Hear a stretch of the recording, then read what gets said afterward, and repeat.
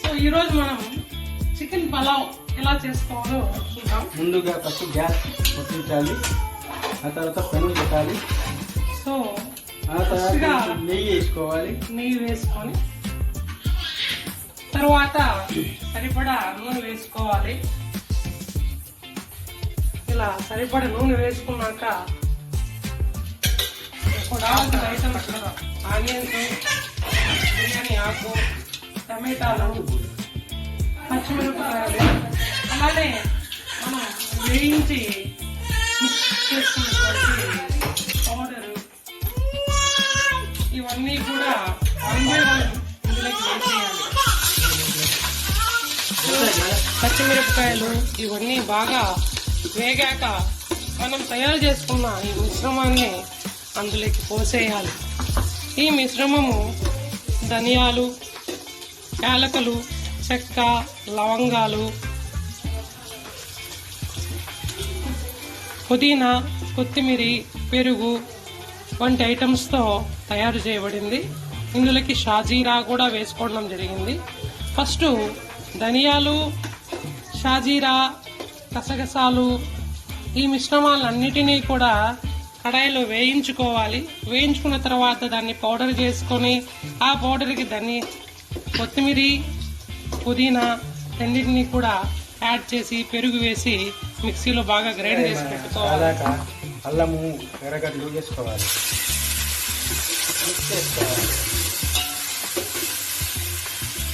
కొంచెం తర్వాత మనం మిశ్రమాన్ని వేసుకోవాలి. ఈ మిశ్రమాన్ని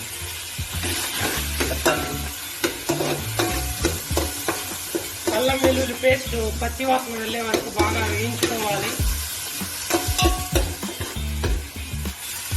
ఉన్నటువంటి కొత్తిమీర, పుదీనా పౌడర్ని ఇందులోకి పోసేయాలి.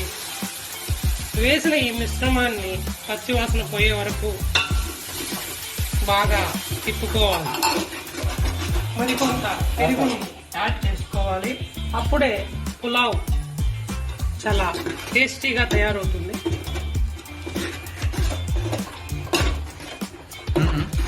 ఈ మిశ్రమాన్ని బాగా అడుగంటకుండా తిప్పుకుంటూ పచ్చివాసన వెళ్లే వరకు కలబెట్టుకోవాలి. ఆ తరువాత ఈ పచ్చివాసన వెళ్ళిన తర్వాత మనం ముందుగా కట్ చేసుకున్న 2 టమాటాలని ఇంటి మసాలాలు వేయాలి. చక్కగా వేగాయి, మసాలా కూడా గట్టిపడింది. ఇప్పుడు ఇందులో మనం తయారు చేసుకున్న 2 టమాటాలను ఇందులోకి వేసేయాలి. వేసి మరొకసారి మనం తీసుకు ఒక 2 నిమిషాల పాటు టమాటాలు మగ్గనివ్వాలి. మసాలా చక్కగా వేగిపోయింది. దీనిలో నుంచి మనకు పచ్చివాసన కూడా రావడం లేదు. ఇప్పుడు మనం శుభ్రంగా కడిగి తయారు చేసుకున్న చికెన్ని ఇందులోకి వేయాలి.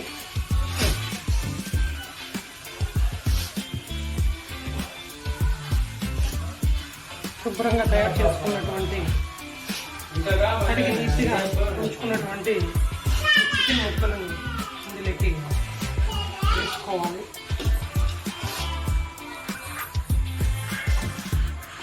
వేసుకున్న చికెన్ ముక్కలను చక్కగా మసాలా పట్టేటట్లు బాగా తిప్పుకోవాలి. వీడియోలో ఈ విధంగా చూపినట్లు కలుపుకోవాలి. ఇలా ముక్కలను చక్కగా మసాలా పట్టే విధంగా కలపాలి. అప్పుడు ప్రతి ముక్కకి మసాలా చక్కగా పడుతుంది. ఇందులోకి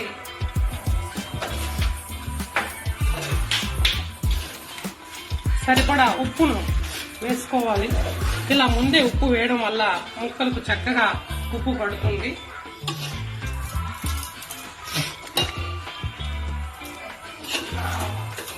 ఉప్పు వేసిన తర్వాత ముక్కలు చక్కగా తిప్పుకోవాలి. వీడియోలో చూపిన విధంగా ఇలా తిప్పిన తర్వాత చక్కగా దీనిపైన మూత వేసుకోవాలి. మనం వేసుకున్న ముక్కలు అడగంటకుండా మంటను మీడియంలో ఉంచుకొని ముక్కలను బాగా తిప్పుకోవాలి. ఈ విధంగా ముక్కలను చక్కగా అడుగంటనీయకుండా తిప్పుకోవాలి. ముక్కలు చక్కగా ఉడుకుతున్నాయి. చూస్తుంటేనే నోరు ఊరుతుంది. కొంచెం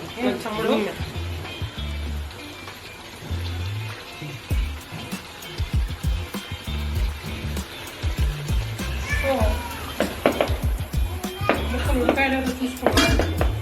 ఒకసారి మనం చూసినట్లయితే ముక్కలు దాదాపు 15 నిమిషాలు అయింది మనం ఈ మిశ్రమాన్ని కలిపిపెట్టి.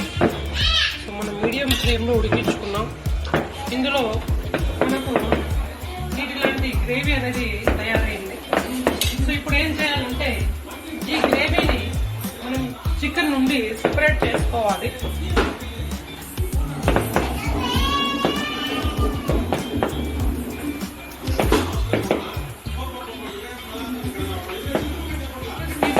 చికెన్ లో నుంచి మనం తీసినటువంటి గ్రేవీ ఇది. ఇందుకు మనం ఎసరుకు కావాల్సినటువంటి అంత వాటర్ ని దీంట్లోకి యాడ్ చేసుకోవాలి ఈ విధంగా. సో యాక్చువల్ గా మా ఆవిడ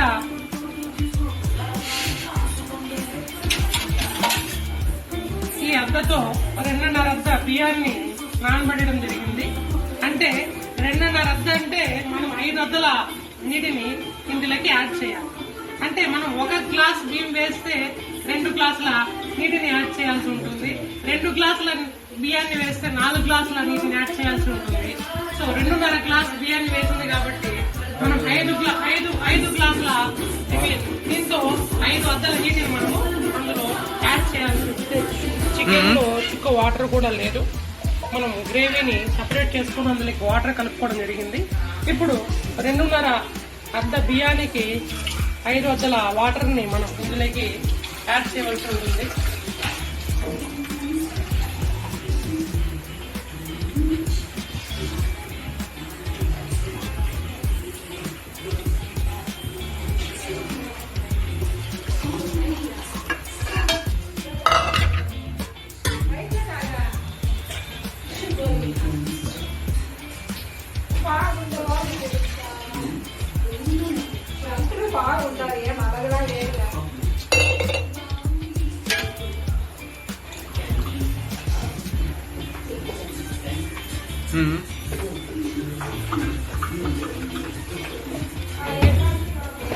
సో దీంతో 5 అద్దలు అయ్యాయి. సో 2.5 అద్ద బియ్యానికి 5 అద్దల నీటిని వేయడం జరిగింది. సో ఇప్పుడు ఈ మిశ్రమాన్ని చక్కగా మనం గరిటెతో తిప్పుకోవాలి. ఇలా తిప్పుకున్న తరువాత నీటిని బాగా మరగనివ్వాలి. మనకు పలావుకి కావాల్సినటువంటి ఎసరు తయారవ్వాలి. ఇందుకోసం మనం తిప్పిన తరువాత ఈ నీటి నుండి ఉప్పు చూసుకోవాల్సి ఉంటుంది. ఇది ముఖ్యమైనటువంటి ప్రక్రియ పలావులో. మనం ఉప్పుని టేస్ట్ చేసినట్లయితే సముద్రపు నీరు ఏ విధంగా ఉప్పుగా ఉంటాయో ఆ విధంగా మనకు ఎసరు నీళ్లు ఉప్పుగా ఉండాలి. సో ఇందుకోసం మనం ఎసరుని ఇలా చెయ్యిలోకి వేసుకొని టేస్ట్ చేయాలి. టేస్ట్ చేస్తే నీళ్లు మనకి సార్ చూద్దాం. ఎసరు చాలా చక్కగా మరుగుతోంది ఈ విధంగా. ఇప్పుడు నీరు లేకుండా బియ్యాన్ని కూడా ఈ విధంగా చేతిలోకి తీసుకొని ఎసరులోకి వేసుకోవాలి.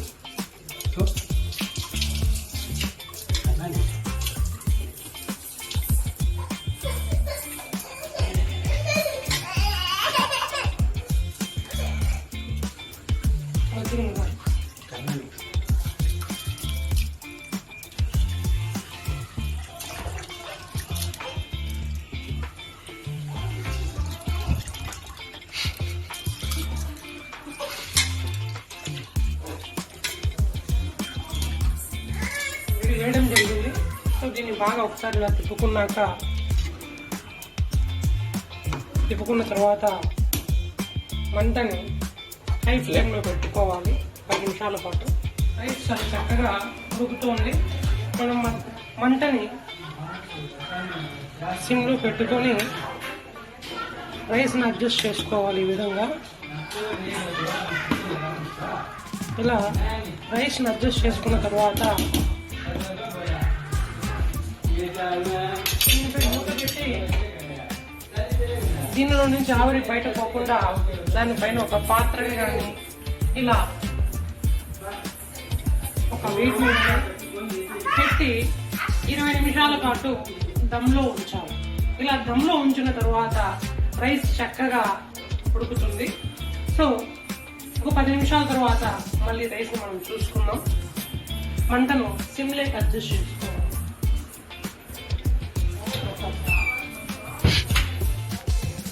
మూత పెట్టి దాదాపు 10 నుంచి 15 నిమిషాలు అయింది. ఒకసారి మనం తయారు చేసుకున్న ఈ అన్నాన్ని ఇలా పైకి కింద తిప్పుకోవాలి. ఎందుకంటే ఒకవేళ పైన ఏదన్నా అన్నం మెతుకులు ఉడకనట్లయితే దాన్ని ఇలా తిప్పడం వల్ల ఆవిరి వల్ల ఆ రైస్ కూడా ఉడికిపోతుంది. ఈ విధంగా చక్కగా అన్నాన్ని పైకి కిందకి చక్కగా తిప్పుకోవాలి. ఇంకొక 5 నిమిషాల్లో మనకు కావాల్సినటువంటి ముస్లిం స్టైల్ పలావ్, చికెన్ పలావ్ తయారవుతుంది.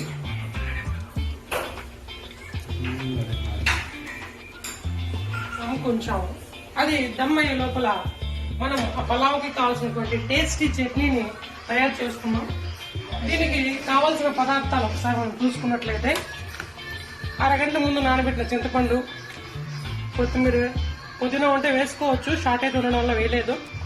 సో ఉల్లిపాయలు, పచ్చిమిరపకాయలు, ఉప్పు, జీలకర్ర, తెల్లగడ్డ, 10 నుంచి 12 టమోటాలు, వీటిని చక్కగా మనం ముందే కట్ చేసి తయారు చేసి పెట్టుకోవాలి.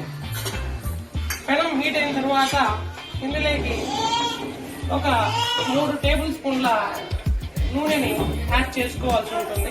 ఈ విధంగా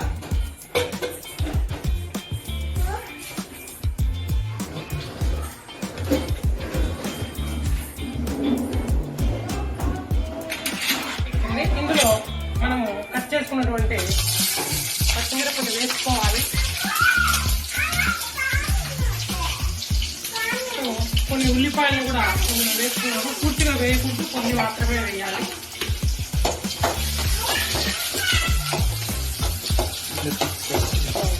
ఈ విధంగా నూనెలో బాగా ఉల్లిపాయలను, తగినన్ని పచ్చిమిరపకాయలను వేసుకోవాలి.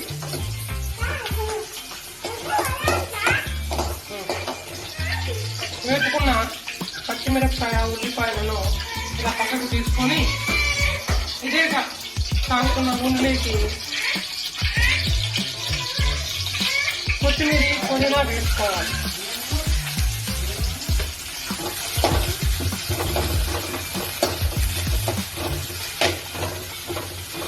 మనము కట్ చేసుకున్న టమోటాలను వేసుకోవాలి. అలానే నానబెట్టినటువంటి చింతపండును కూడా ఇందులో వేసుకొని చక్కగా గుజ్జులాగా తయారయ్యే విధంగా వేసుకోవాలి. కొత్తిమీర గుజ్జు ఈ విధంగా తయారైంది. సో ఇలా తయారు చేసుకునే ఈ మిశ్రమాలన్నింటినీ కలిపి ఈ విధంగా మన పాతకాలం నాటి రోట్లో దంచితే ఆ మజానే వేరు. ఇందులో మనం ఆల్రెడీ వేసుకున్నటువంటి తెల్లగడ్డ, జీలకర్ర, ఉప్పు, వేయించి పెట్టుకున్న పచ్చిమిరపకాయలు, ఉల్లిపాయ అన్నింటినీ వేసి రోగులితో బాగా దంచాలి.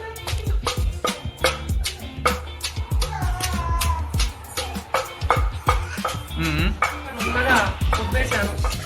మనం తయారు చేసుకున్నటువంటి టమోటా, కొత్తిమీర గుజ్జుని ఇందులో వేసుకొని దాన్ని కూడా చక్కగా కలిసే విధంగా మనం రుబ్బుకోవాలి. ఈ విధంగా మొత్తం కలిసే విధంగా రుబ్బుకోవాలి.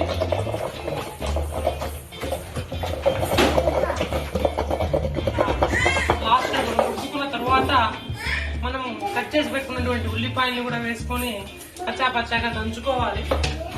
ఇదే ఈ చట్నీకి అట్లయినా రుచినిస్తుంది. మనం తయారు చేసుకున్న ఈ చట్నీతో పలావ్ టేస్ట్ ఒక రేంజ్ లో ఉంటుంది. ఫైనల్ గా మనం తయారు చేసుకున్నటువంటి చికెన్ పలావ్ తయారైంది. సో ఇప్పుడు దీన్ని వారమంతా మన కోసం వంటగదిలో కష్టపడేటటువంటి మన ఇంటి మహాలక్ష్ములు, సో మా ఆవిడకి అంటే మా మరదలకి ఎంతో ఇష్టంగా మా చేతితో తయారు చేసినటువంటి చికెన్ పలావ్ని సర్వ్ చేద్దాం. ఈ చికెన్ పలావ్ని మనం తయారు చేసుకున్నటువంటి ఈ చట్నీతో చేస్తే ఇక జీవితంలో ఈ టేస్ట్ మీరు మర్చిపోలేరు. నేను మా ఆవిడ కోసం ఎంతో ఇష్టంగా తయారు చేసినటువంటి chicken pulao with chutney ready.